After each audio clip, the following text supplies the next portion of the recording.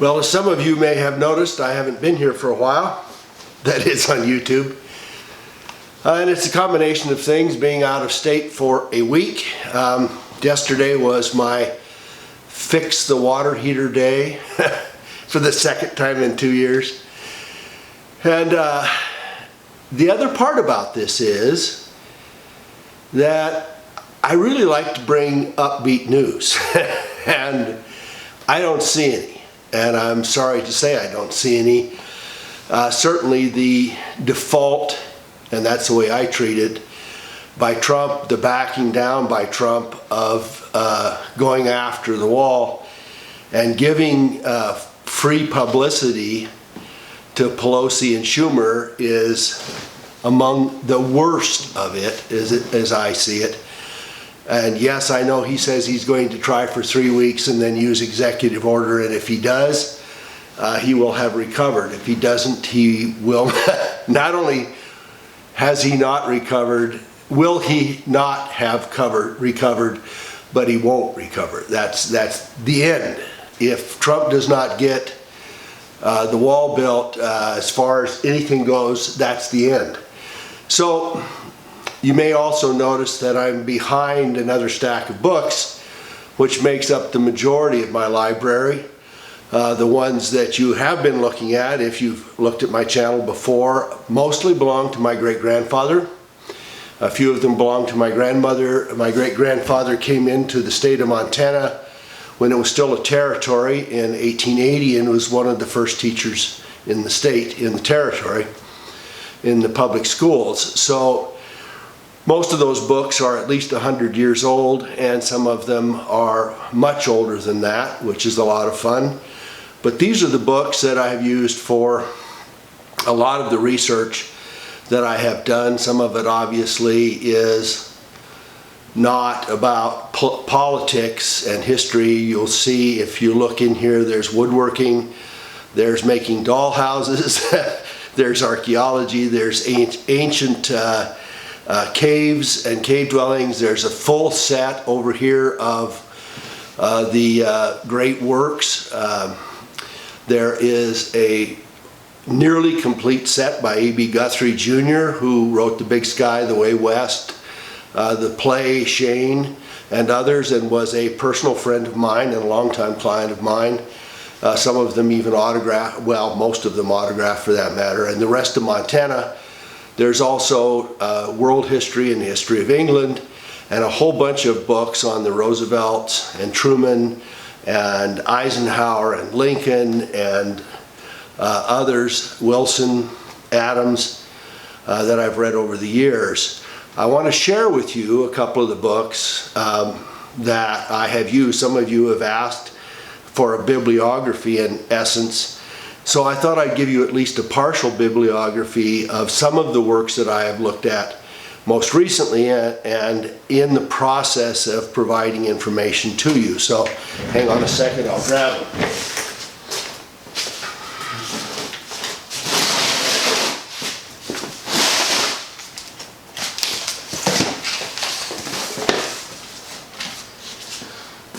So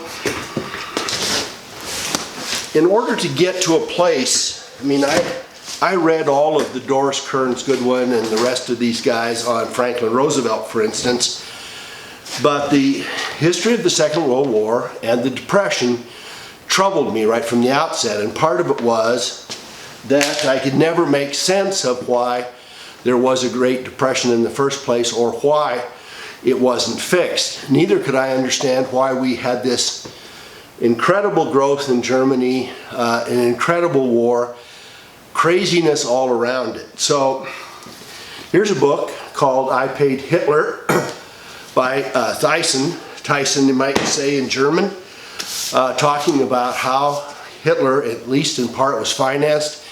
We also know that Prescott Bush and others were financing him, as were the Zionist bankers were financing Hitler. They were financing both sides. They hide behind being Jewish, which of course they are not, and evidence of that is that they were perfectly compliant with and complicit in the whole camps, the Holocaust, and the rest of that. So this is a book called The Venona Secrets. It's a book that came out in the last, I think, 20 years. It's about a lot of the undocumented understandings, including from the Russian-Soviet perspective, of all of the spies that were inside the Roosevelt administration. This is a book called Blacklisted by History. It's about Joseph McCarthy. We have often said in recent years that especially this last year, when you're over the target when you're taking flack, and Joe McCarthy took more flack in the 50s than anybody, maybe than everybody else put together. And we should have been able to say that's because he was getting close to the truth. Unfortunately, he jumped in places where he shouldn't have, got ahead of himself, probably should have kept it fairly close. This is a book I read. It was written by Herbert Hoover, president before Franklin Roosevelt, president from, what the heck was it, till 29 to 33. And of course he took the crash, and it was all his fault. But if you follow Herbert Hoover, you will understand a great deal of things. Most of all, he was following on and trying to understand what was really going on and why Roosevelt was not doing the right job. And of course it is biased during the Depression, and showing how it impacted, and then also showing the entire transaction of the war, before we got into the war, how we got into the war, and then Roosevelt's conduct during the war at the various conventions in Yalta and elsewhere, and how it was that he capitulated to give hundreds of millions of people to Joe Stalin, knowing full well, Franklin Roosevelt knew full well, that there were the gulags all over Soviet Union and millions of people were dying, and he knew that. And I can show you in a bit with another presentation how. Hoover never printed the book, never had the book published himself. I think he did something like 12 drafts of it. He didn't die until, I think, 64. And this book languished for 30 years or so before it was picked up by a guy named George Nash and was edited by him. It is an incredible resource. It tells an awful lot about what Franklin Roosevelt did to stymie and capitulate to Stalin, and it almost makes it intentional, a process by which I look at it now, and of course with the Venona Secrets and 20 other things and some of the books I'm going to share with you, it's pretty obvious that Roosevelt was in the bag the whole time. So what Hoover did not understand was how the crash occurred. There's nothing in this book that makes me understand that the crash of 1929 was really a hoax. It was a big fake. It was intentionally done, and it was done just to play games with the economy and to do what the Rothschilds did at the fall of Waterloo when Napoleon fell. They didn't double their money.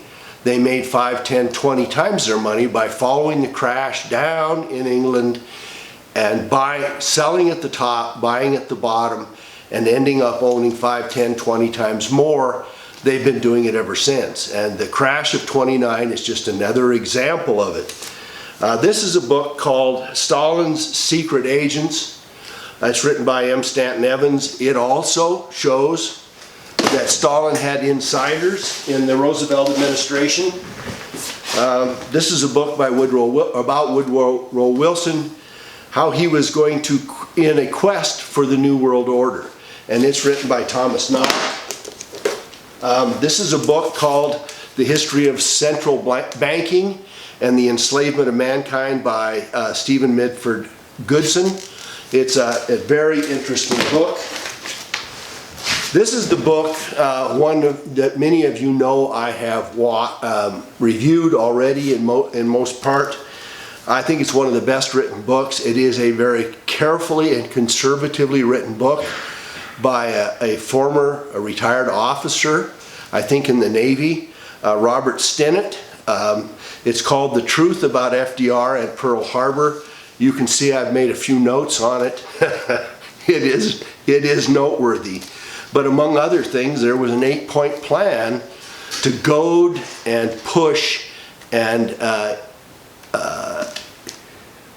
lean on Japan to the point where we knew they were going to go at war with this.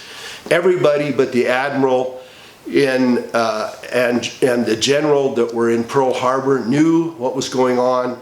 The entire Pacific Rim was following the Japanese fleet. The Americans were ordered to keep their battleships in the harbor, which made it perfect.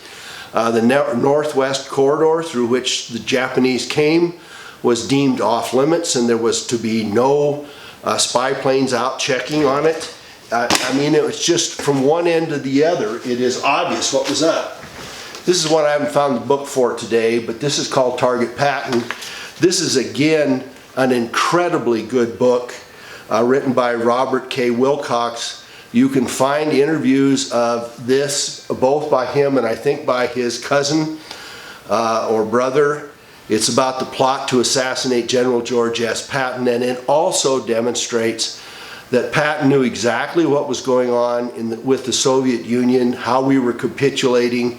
He knew that we were playing games. He also knew that he had been stifled from making a penetration into Germany and could perhaps have ended the war a year earlier. They cut off his supply lines to slow him down. They backed him out. How do I know about it? Well, my dad was a bomber pilot, and they had to bomb in front and in back of Patton when he backed up. And they lost many, many guys in their B-26 bomber squadrons. So I heard about it as a child. This is Pearl Harbor Revisited. This is a great book by David Ray Griffin. Many of you know about this book. If you haven't read it, you should read it. War is a Racket by Smedley Butler. Smedley thought Franklin Roosevelt was going to do something about the guys that were committing treason, high treason, trying to get rid of Franklin Roosevelt with an army led by Smedley Butler, and they recruited Butler to take FDR down. And FDR, when he found out about it, did nothing. What does that tell you? This is a book, and there's a really good interview. I'm trying to think who did it. Thomas Fleming is the author of this book. It's called The New Dealer's War. It also talks about Franklin Roosevelt and the games that he played. Very interesting book. This book is critical to the whole process of what we're seeing now. And one of those things is, this is by H.G. Wells. It's a nonfiction trio. The first book is called Anticipations, the second book, The Open Conspiracy, and the third book is The New World Order. When you get midway into the first book, as a matter of fact, you have to get about 2/3 the way into the first book, which is the largest book. It was written in the early 1900s. I wonder if I can grab the copyright before I get too far out. The copyright of Anticipations was in 1901. I don't know, let's see what the others were. But here's the deal about the Anticipations is that when you get into it, you find out that the whole plan, clear through the year 2000, the taking down of nation states, the enslavement of everybody, the collectivization of people into public places, public transportation, subduing them with health care and with the need to be tied to the welfare system and the security system is all in here. And the third book he wrote is about the New World Order. Again, I don't have the exact date, but it's early 1900s. This is before World War I. H.G. Wells was commissioned to do this by the Rothschilds to give a nonfiction account of the various kinds of procedures that were going to be undertaken during the entire 20th century. And H.G. Wells became famous as an author in his own right in other ways But this is what launched him, and this is who launched him. And they launched him to tell the insiders what was really going to happen. It looked innocent enough, I think, to everybody else, but it wasn't. So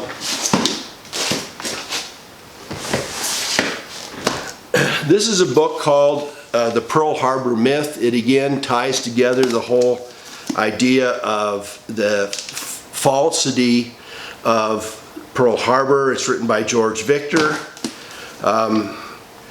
Let's see, I've got a couple others. Oh, I got to give you this one. I got to show you this one. This is a book I reviewed. Many of you, some of you have actually bought it, have found it. I think you can find the entire text of it, including the stuff that lists the $7 billion or $9 billion that we gave to the Soviet Union.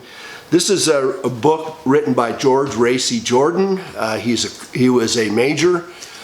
He was stationed for a time in New Jersey, and that's what tipped him off that the Soviets had an insider, and that insider was Franklin Delano Roosevelt's tightest inside guy, a guy named Harry Hopkins, a guy who lived in the White House, who lived a couple doors down from Franklin Roosevelt. He was Roosevelt's right-hand man. He worked the WPA and some of the other public service programs while he was, before the war. When the war started, he was turned loose on the Lend-Lease program and proceeded to give $7 billion, push $7 billion, a real money. We're not talking about $7 billion today. We're talking about something like $500 billion or $1 trillion in today's money that he pushed through the entire program. Much of it went either on ships and went clear through the Panama Canal or came out to Seattle or Long Beach. But the ones that he got, that Major Jordan got, most of it was done in Great Falls, Montana. He was transferred from New Jersey to Great Falls, Montana. And many of the flights, and especially the airplanes that were being delivered to the Soviet Union, landed in Great Falls, landed in Alaska, and went on from there. And Jordan saw both the Soviets that came to Great Falls to fly the planes, and many of them did. He also saw the insider stuff that was going on, the secret documents that were diplomatically hidden, hundreds and thousands of pages that were in black valises and cheap suitcases that were being sent on an ongoing basis. All of our blueprints, our plans, our patents, trademarks, processing secrets, layouts of all of our military bases, our railroads, the Pentagon, the whole order of this, billions of dollars worth of supplies as well, and half of those supplies, roughly $3 or $4 billion, went toward the military efforts, that is airplanes, tanks, trucks, etc.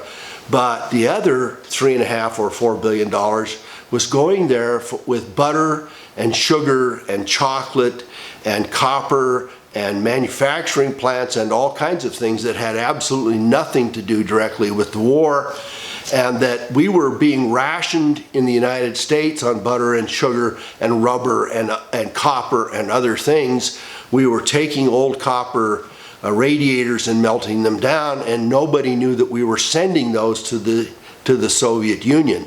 What is more, and Jordan points this out, and it is pointed out elsewhere, at the end of the war, when we took over Germany and we divided Germany into 4 pieces, the Soviets got a fourth, the French, the Americans, and the English each had sectors that they managed and oversaw. And in order to get Germany back up on its feet, there had to be a currency. So the under-controlled, managed currency in Germany at the time was a scripted currency that was guaranteed by the United States, the only country that was capable of doing it. And I believe his name is Steele, was in the Treasury Department. He oversaw the making of the plates and the distribution of the plates to make this currency.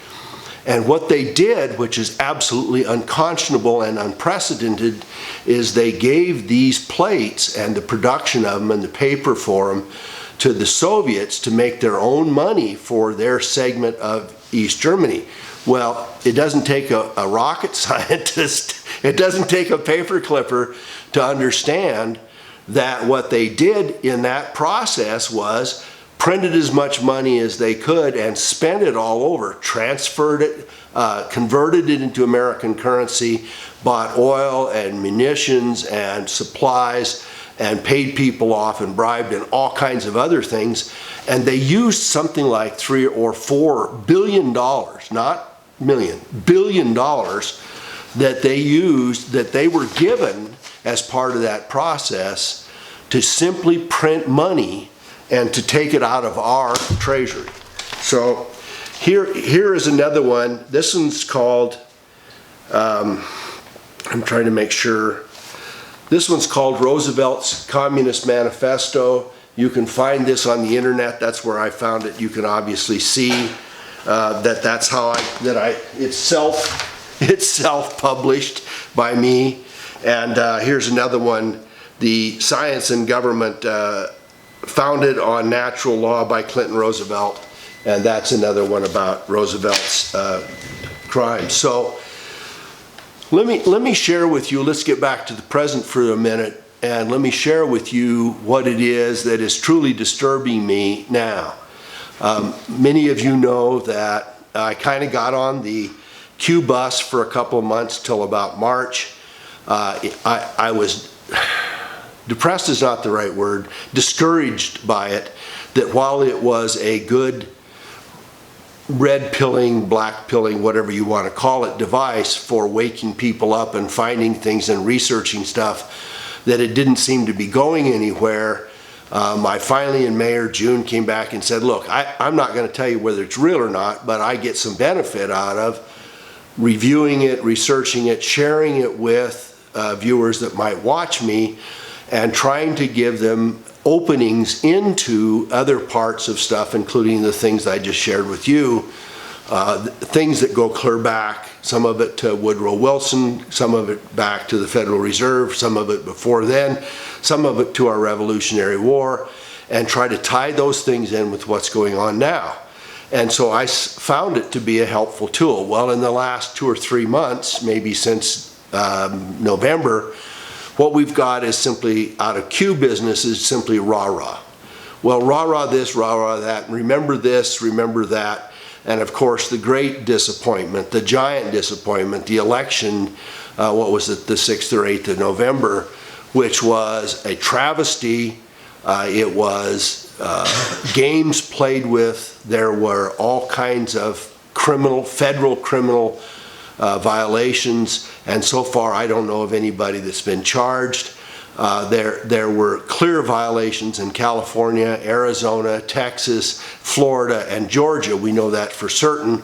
The Florida ones, they even have admitted to, and what has happened? What has occurred since then? Has anybody been challenged? And then there was this quiet time over the last couple of weeks when the suspension was on, shutting down the government, allegedly shutting down the government was on, and there were people all over the internet, all over YouTube saying, well, if this goes 30 days, we're going to get rid of hundreds of thousands of employees.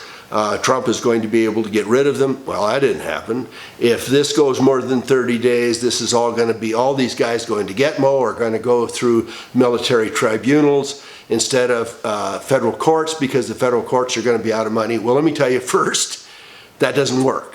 I didn't want to jump on everybody's parade at the time, but that doesn't work. Simply having no financed federal government, federal judicial process does not authorize, if I were charged in federal district court, does not authorize them to take me to a military tribunal. I'm sorry, my constitutional rights are still that I'm entitled to be tried in a civil court, unless, of course, I'm out of the country, it's treasonous, I'm cavorting with declared enemies of the state. Unless that's the case, I don't go to a military court, okay?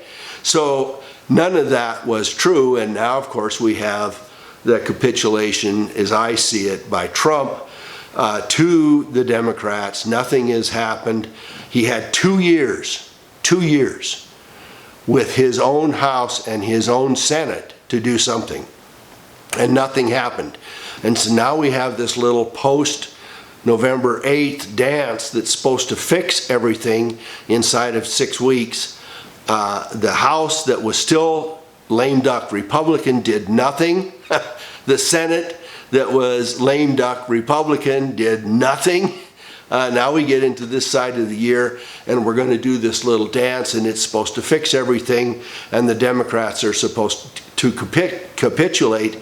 But what did they do? They played it out. They made him out to be the bad guy. He supposedly ultimately settled now. And of course what they did, instead of coming out and saying we're going to work with the president, they said the president's a schmuck, he's a fool, he's an idiot. This was a horrible thing to do the American people. Hopefully he's learned his lesson. We have taught him his lesson, and he'll never do it again. All right, there you go. So how much did we gain by it? I don't know. Not much. And then we've got Roger Stone being arrested, and arrested in the same way that Manafort was.